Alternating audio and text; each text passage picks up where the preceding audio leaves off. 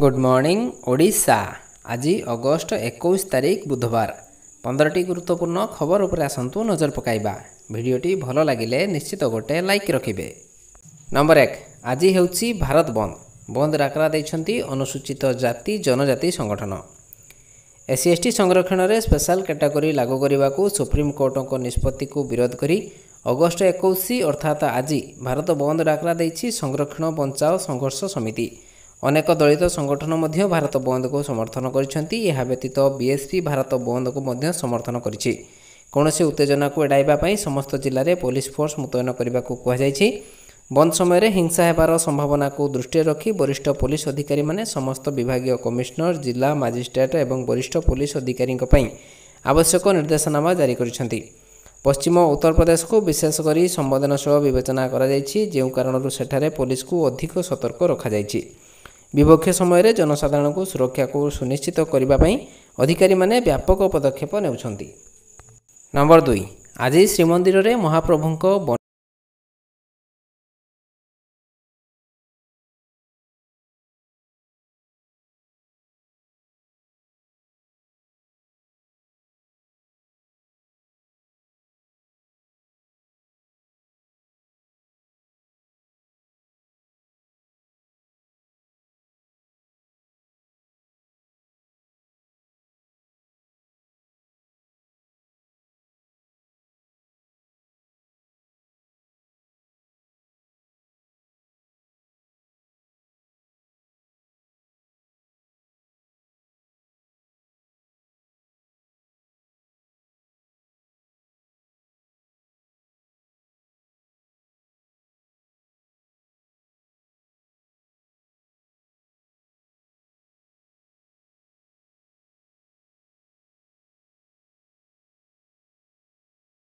बदलिला question pattern.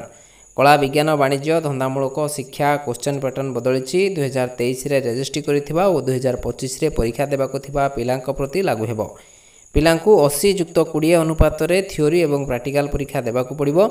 Non practical विषय रे 80 mark theory 20 mark रो internal परीक्षा रहिबो। नॉन प्रैक्टिकल परीक्षा पई फुल मार्क 80 होइथिबा बेले पास मार्क 24 रहिछि। चलित वर्ष धंदामूलक विभाग समेत कला विज्ञान वाणिज्य परीक्षा फेब्रुआरी 16 रु आरंभ होई मार्च 20 2024 रे शेष होइथिला। सेभली प्रैक्टिकल परीक्षा जनवरी 2 रु जनवरी 12 पर्यंत अनुष्ठित होइथिला। नंबर 4 टेलीमार्केटिंग उपरे लागिबो लगाम मेसेज रो दुरुपयोग हेबो बंद। Telecom regulatory authority of India यथा एयरटेल जियो वोडाफोन आइडिया एवं बीएसएनएल भली समस्त टेलीकॉम ऑपरेटरक पई नुआ निर्देशनामा जारी करिछि।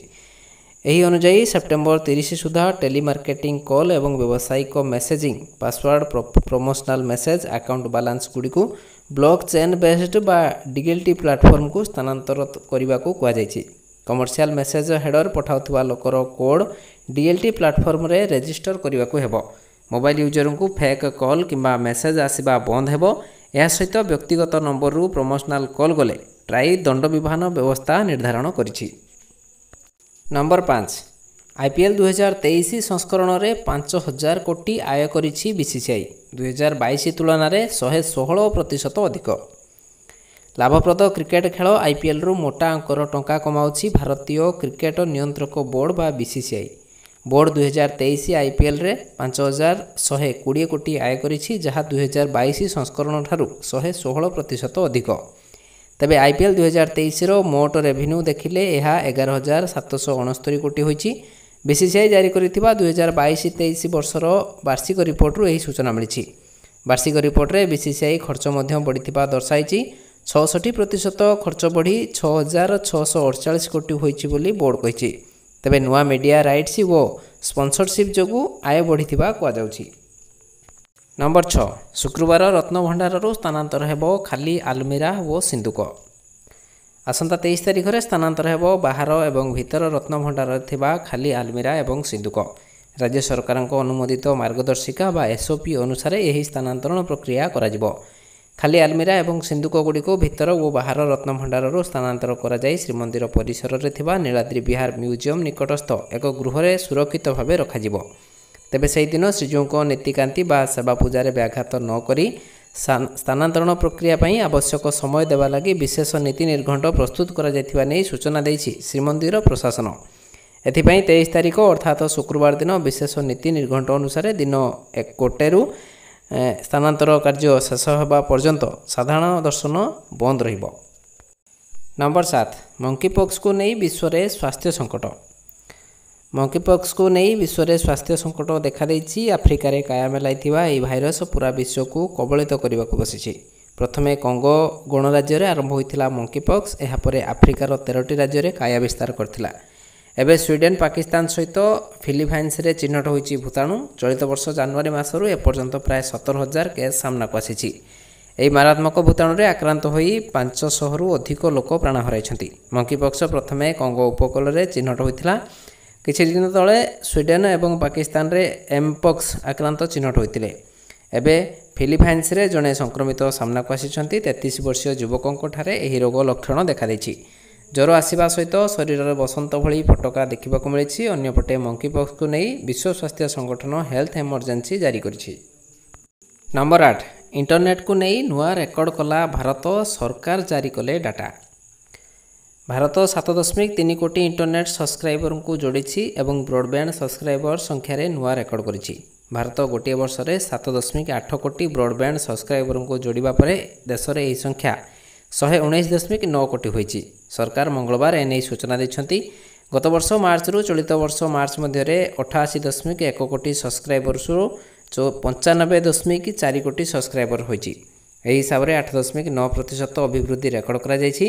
ବ୍ରଡବ୍ୟାଣ୍ଡ ସବସ୍କ୍ରାଇବରଙ୍କ ସଂଖ୍ୟା ବଡ଼ ବୃଦ୍ଧି ଦେଖିବାକୁ ମଧ୍ୟ ମିଳିଛି, କାରଣ ଏହି ସଂଖ୍ୟା ଗତ ବର୍ଷ ଭିତରେ 84.6 କୋଟିରୁ ବଢ଼ି 92.4 କୋଟି ହୋଇଛି।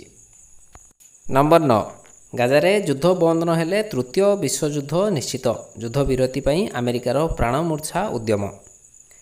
ଗାଜାରେ ଜାରି ରକ୍ତାକ୍ତ ସଂଘର୍ଷକୁ 10 ମାସରୁ ଅଧିକ ସମୟ ହୋଇସାରିଛି। ଇସ୍ରାଏଲ ହମାସ ମଧ୍ୟରେ ଯୁଦ୍ଧ ଯୋଗୁଁ କେବଳ ଗାଜା ସହରରେ 40,000ରୁ ଅଧିକ ଜୀବନ ଗଲାଣି। ହଜାର ହଜାର ନିରୀହଙ୍କ ଜୀବନ ଯିବା ପରେ ବି ଏଠାରେ ଯୁଦ୍ଧ ଥମିବାର ନାଁ ଧରୁନାହିଁ। ଗାଜାରେ ଯୁଦ୍ଧ ବିରତି ପାଇଁ ସବୁ ପ୍ରୟାସ ବିଫଳ ହେବାରେ ଲାଗିଛି। ଇସ୍ରାଏଲ ଏବଂ ହମାସ ପରସ୍ପର ଉପରେ ଦୋଷ ଲଦୁଛନ୍ତି। ଏବେ ଆମେରିକା ଦେଇଥିବା ଏକ ବୟାନ ସାରା ଦୁନିଆରେ ଭୟ ସୃଷ୍ଟି କରୁଛି। ଆମେରିକାର କହିବା ଅନୁସାରେ ଯୁଦ୍ଧ ରୋକିବା ପାଇଁ ଏହା ଶେଷ ଉଦ୍ୟମ। 40,000 ମୃତ୍ୟୁ ପରେ ଯଦି ଗାଜାରେ ନରସଂହାର ବନ୍ଦ ନ ହୁଏ, ତେବେ ତୃତୀୟ ବିଶ୍ୱଯୁଦ୍ଧକୁ ରୋକିବା ଅସମ୍ଭବ ହେବ। ନମ୍ବର 10 କୋଲକାତା ଦୁଷ୍କର୍ମ ପରେ ହତ୍ୟା ଘଟଣା, ସିବିଆଇକୁ ଷ୍ଟାଟସ୍ ରିପୋର୍ଟ ମାଗିଲେ ସୁପ୍ରିମକୋର୍ଟ। କୋଲକାତାରେ ଟ୍ରେନିଂ ଡାକ୍ତରଙ୍କୁ ଦୁଷ୍କର୍ମ ପରେ ହତ୍ୟା ମାମଲାକୁ ନେଇ ସାରା ଦେଶରେ ଆଲୋଡ଼ନ। ଦେଶରେ ବିଭିନ୍ନ ସ୍ଥାନରେ ଡାକ୍ତରମାନେ ସେମାନଙ୍କର ଦାବି ସମ୍ପର୍କରେ ବିରୋଧ କରୁଛନ୍ତି। ଏହାରି ଭିତରେ ସୁପ୍ରିମକୋର୍ଟରେ ମାମଲା ଶୁଣାଣି ହୋଇଛି। ସିଜିଆଇଙ୍କ ଅଧ୍ୟକ୍ଷତାରେ 3 ଜଣିଆ ଖଣ୍ଡପୀଠ ଏହି ମାମଲାର ଶୁଣାଣି କରିଛନ୍ତି। ମାମଲାରେ ସୁପ୍ରିମକୋର୍ଟ ଏକ ବଡ଼ ନିଷ୍ପତ୍ତି ବି ନେଇଛନ୍ତି। ଡାକ୍ତରଙ୍କ ସୁରକ୍ଷା ଉପରେ ଏକ ଜାତୀୟ ଟାସ୍କ ଫୋର୍ସ ଗଠନ କରିବାକୁ କୋର୍ଟ ଘୋଷଣା କରିଛନ୍ତି। କୋର୍ଟଙ୍କ ତତ୍ତ୍ୱାବଧାନରେ ଏହି ଟାସ୍କ ଫୋର୍ସ ଗଠନ କରାଯିବ। ଏଥିରେ ଡାକ୍ତରମାନେ ମଧ୍ୟ ଅନ୍ତର୍ଭୁକ୍ତ ହେବେ। ସିଜିଆଇ ଚନ୍ଦ୍ରଚୂଡ଼ଙ୍କ ନେତୃତ୍ୱରେ ଜଷ୍ଟିସ୍ ଜେବି ପାର୍ବୱାଲ ଏବଂ ଜଷ୍ଟିସ୍ ମନୋଜ ମିଶ୍ରଙ୍କ ଏକ ବେଞ୍ଚ ଏହି ମାମଲାର ଶୁଣାଣି କରୁଛନ୍ତି। ଏସି ଏହି ମାମଲାରେ ତୁରନ୍ତ ଷ୍ଟାଟସ୍ ରିପୋର୍ଟ ଦାଖଲ କରିବାକୁ ସିବିଆଇକୁ ତାଗିଦ କରିଛନ୍ତି। ନମ୍ବର 11 ବେଆଇନ ମଦ କାରବାର ରୋକିବାକୁ ନିଆଯାଉଛି ପଦକ୍ଷେପ, ରାଜ୍ୟରେ ଅଣାଯିବ ନୂଆ ଅବକାରୀ ନୀତି। ବେଆଇନ ମଦ କାରବାରରେ ଯେଉଁମାନେ ଲିପ୍ତ ଅଛନ୍ତି ତାଙ୍କ ବିରୁଦ୍ଧରେ ଖୁବ୍ ଶୀଘ୍ର କାର୍ଯ୍ୟାନୁଷ୍ଠାନ ନିଆଯିବ। ନୂଆ ଅବକାରୀ ନୀତି ଅଣାଯିବ ବୋଲି ଅବକାରୀ ମନ୍ତ୍ରୀ ପୃଥ୍ୱୀରାଜ ହରିଚନ୍ଦନ କହିଛନ୍ତି। ମୂଳରୁ କିଭଳି ଭାବେ ବେଆଇନ ମଦ କାରବାରକୁ ରୋକିହେବ ସେ ନେଇ ପଦକ୍ଷେପ ନିଆଯାଉଛି। ଗଞ୍ଜାମ ଜିଲ୍ଲାର ବେଆଇନ ମଦ କାରବାର ରୋକିବା ପାଇଁ ପଦକ୍ଷେପ ନିଆଯାଉଛି। ଯେଉଁମାନେ ବିଷାକ୍ତ ମଦ ପିଇ ଅସୁସ୍ଥ ହୋଇଥିଲେ ତାଙ୍କ ସ୍ୱାସ୍ଥ୍ୟାବସ୍ଥା ଭଲ ଅଛି। ଜଣଙ୍କ ଅବସ୍ଥା ଗୁରୁତର ହୋଇଥିଲା, ତାଙ୍କ ଅବସ୍ଥାରେ ମଧ୍ୟ ସୁଧାର ଆସିଛି ବୋଲି ଅବକାରୀ ମନ୍ତ୍ରୀ ପୃଥ୍ୱୀରାଜ ହରିଚନ୍ଦନ କହିଛନ୍ତି। ନମ୍ବର 12 ଆସନ୍ତା 5 ଦିନ ଯାଏଁ ପ୍ରବଳ ବର୍ଷା, ବିଭିନ୍ନ ଜିଲ୍ଲାକୁ ଆଲର୍ଟ। ଆସନ୍ତା 5 ଦିନ ପଶ୍ଚିମ ରାଜ୍ୟରେ ଅଧିକ ବର୍ଷା ସମ୍ଭାବନା ଅଛି। 20ରେ ସୁନ୍ଦରଗଡ଼, ଝାରସୁଗୁଡ଼ା, ଦେବଗଡ଼ ଏବଂ ଢେଙ୍କାନାଳର କିଛି ସ୍ଥାନରେ ମଧ୍ୟମରୁ ଭାରୀ ବର୍ଷା ହେବ। 21 ଏବଂ 22ରେ ବି ପଶ୍ଚିମ ଓଡ଼ିଶାର କିଛି ସ୍ଥାନରେ ଅଧିକ ବର୍ଷା ହୋଇପାରେ। ବରିଷ୍ଠ ପାଣିପାଗ ବିଶେଷଜ୍ଞ ପ୍ରଫେସର ସୁରେନ୍ଦ୍ରନାଥ ପଶୁପାଳକ ଏଭଳି ପୂର୍ବାନୁମାନ କରିଛନ୍ତି।